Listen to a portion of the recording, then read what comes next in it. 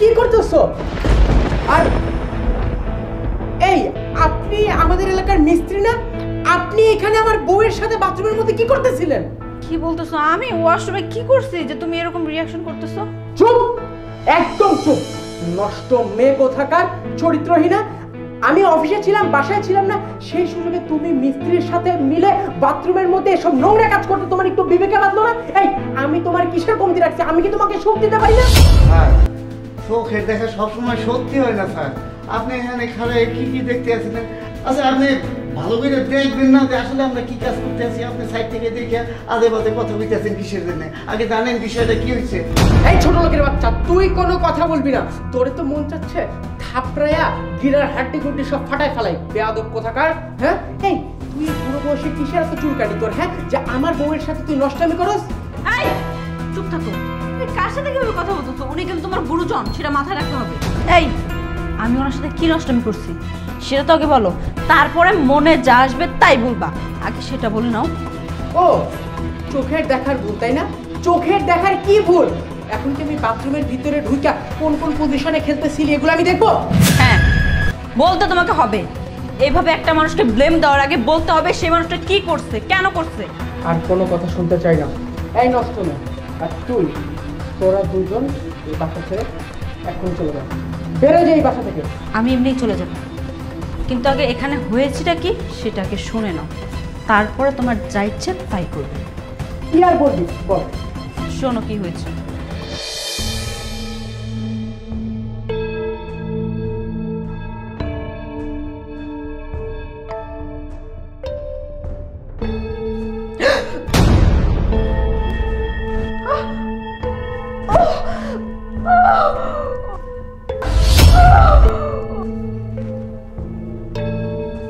কি হয়েছে ম্যাডাম?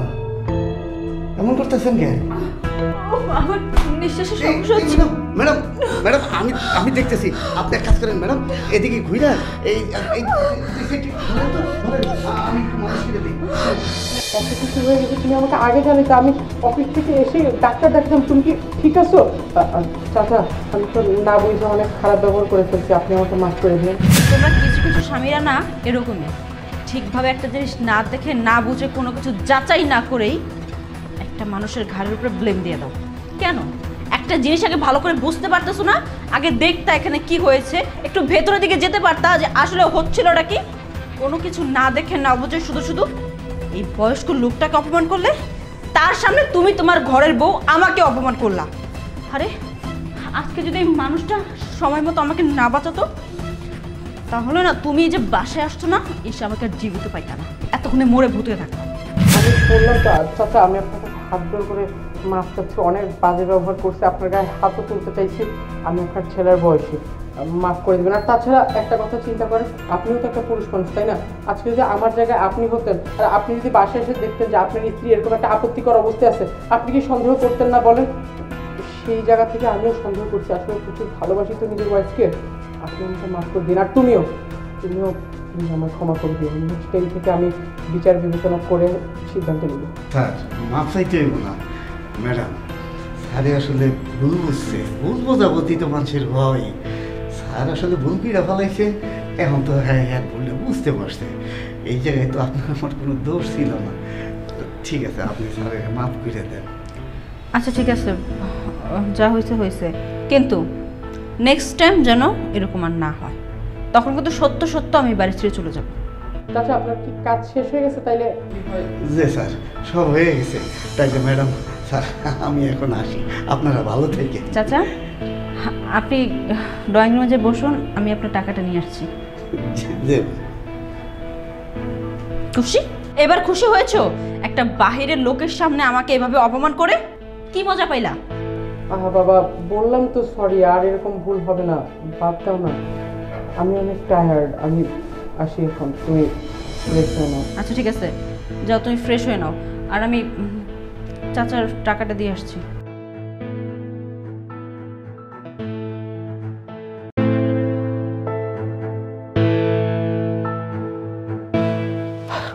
ভাবি, আপনাদের সদর দরজাটা খোলা ছিল, তাই অনুমতি না নিয়ে ঢুকে গেলাম।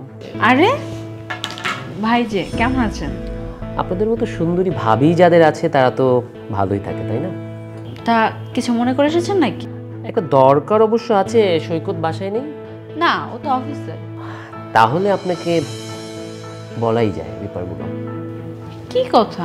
দেখুন ভাবি, আপনাকে যেদিন আমি প্রথম দেখেছি সেদিন থেকেই আপনাকে আমার খুব ভালো লেগেছে। জাস্ট আপনার প্রতি আমি ফিদা হয়ে গেছি। আপনার লুকস, আপনার অ্যাটিটিউড, আপনার জেস্চার, আপনার fitness, just I like it. এখন যদি আপনি আমাকে একটু কোয়ালিটি টাইম দেন, মানে আপনাকে আমি যা বলতে চাচ্ছি যদি একটু বোঝেন। আমি এতক্ষণ মনে করেছি আপনি আমার সাথে যা যা বলেছেন সব ফাজলামো করেছেন, কিন্তু এখন কিন্তু ব্যাপারটা খুব সিরিয়াস হয়ে যাচ্ছে। দেখুন, আপনি একটা মেয়ে, আমি একটা ছেলে। আপনি আগুনের মতো জ্বলছেন আর আমি ঘিয়ের মতো টকবক করে ফুটছি। সো আপনার কি উচিত না আমাকে একটু হেল্প করা? অবশ্যই এর বিনিময়ে আমি আপনাকে খুশি করে দেব। দেখেন, আপনি কি মনে করেছেন আমি কি 8-10টা মেয়ের মতো? আপনি আমাকে লোভ দেখাবেন, আমি আপনার লোভে পড়ে আপনার কথা মতো আমি চলবো? আমার ঘরে হাজবেন্ড আছে। অবশ্যই লোভটা কিন্তু ছোট নয়, বড় একটা লোভ আমি দেখাতে চাচ্ছি। আমার হাতে 1 লক্ষ টাকা আছে এখানে। আপনার সামান্য কিছু সময় আমি নিব, তার বিনিময়ে আপনাকে আমি 1 লক্ষ টাকা দিচ্ছি। আপনার টাকা নিয়ে আপনি এক্ষুনি এখান থেকে বেরিয়ে যান, না হলে আমি এক্ষুনি আপনার বন্ধুকে ফোন করে বলে দেবো যে আপনি আমার বাড়িতে এসে আমার সাথে ফাজলামো করছেন, বেয়াদবি করতেছেন। I like this attitude. Okay fine, আপনার মতো মেয়েকে 1 লক্ষ কেন, ডাবল দামে আমি কিনে নিতে চাই। অবশ্য আপনাকে নয়, আপনার কিছু মুহূর্ত।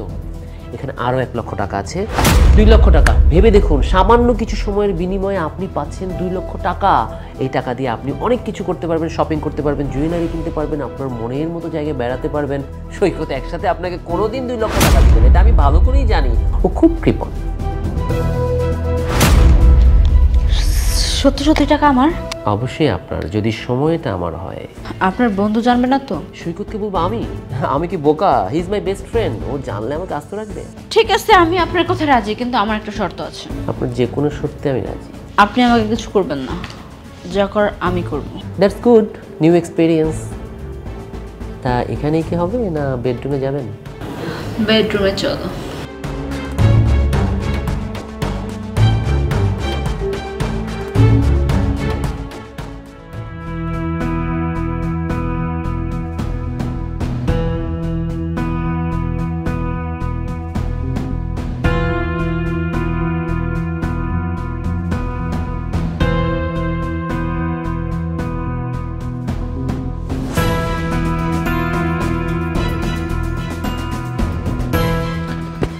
আমাকে অনেক আগে থেকে আপনার পছন্দ, তাই না?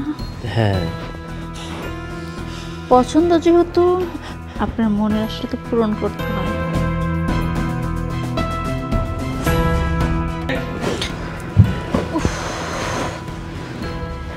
কি ব্যাপার ভাবি, আপনার স্পর্শে আমার লাইফটা একদম সুন্দর হয়ে গেছে। সুন্দর তো হবেই, আমি কি মানুষটা অসুন্দর নাকি? হ্যাঁ, যার দাম 2 লাখ টাকা।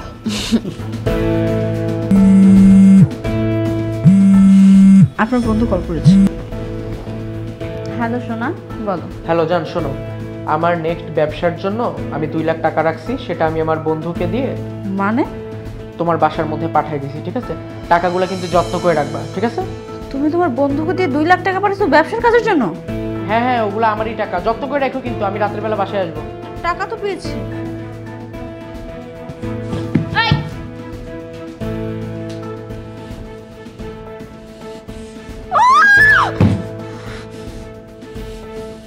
তোর এত বড় সাহস, তুই আমার স্বামীর টাকা দিয়ে আমার